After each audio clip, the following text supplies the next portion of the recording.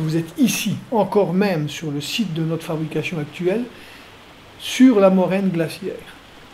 Et cette moraine glaciaire a conféré à l'eau des propriétés extraordinaires qui permettaient de bien laver, de bien décreuser le linge, puisque cette eau n'est pas calcaire. Or, le calcaire fait grisailler le linge.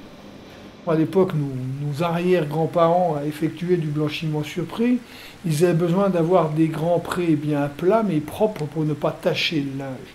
Donc ils saupoudraient de sable. C'est pour ça que tous les blanchiments sont traditionnellement installés sur la moraine frontale, à côté de sablières, qui appartenaient aux familles blanchisseurs, des petites sablières, qui permettaient de sabler et de faire ce que nous appelons aujourd'hui un peu du gazon anglais, quoi, avec multitontes par an et saupoudré de sable, pour toujours avoir un engazonnement propre et court qui permettait au linge donc de blanchir, en particulier la nuit, les nuits de pleine lune, puisque vous savez que l'action oxydante de la lune est supérieure à celle du soleil.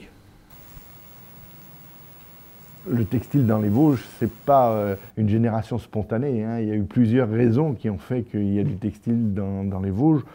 C'est vrai qu'avant l'électricité, c'était principalement des métiers à bras qui fournissaient le tissu. Donc on trouvait ça dans les fermes, notamment l'hiver, où on occupait les hommes par ce moyen-là.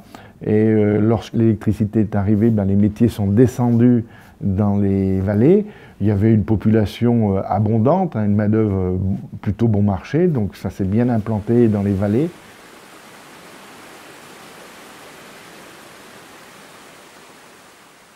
Bon, la mécanisation a démarré à la fin du 18e et s'est poursuivie sur le 19e. Mécanisation d'abord en utilisant l'eau, puis la vapeur. Et ça a été le grand changement à ce moment-là, puisque d'activité d'artisanat pratiquement à domicile, les sites se sont mis proches des rivières dans un premier temps. Et c'est comme ça que dans la vallée, ici, si vous allez du Tillot et même plus haut de Bussan, pratiquement jusqu'à Remiremont, vous aviez une douzaine, voire une vingtaine d'ateliers par village.